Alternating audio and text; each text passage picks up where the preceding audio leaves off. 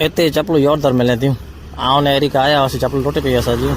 चप्पल गिन आया वासी कितनी गिरी हुई हाणे। हेलो गाइस नेरे सगो ही वीरानी बस स्टैंड है आगे हलो आज फुटवेयर में कुर्ता कंदो कुठे ला के आज जीएमडीसी नाके बाजू में इतनी वरे जो है हलो कोटला रोड थी पांगे डाले जो है इतने सामने जीएमडीसी हाई स्कूल नाको है ते दुकान है माजो बढ़िया फुटवेयर है जो हाल घड़ी हैवर जी जो ओपनिंग थी है खोले है माजो एकदम सामने पांगे हले जो है हलो आज व्याजबी भाव मिले थी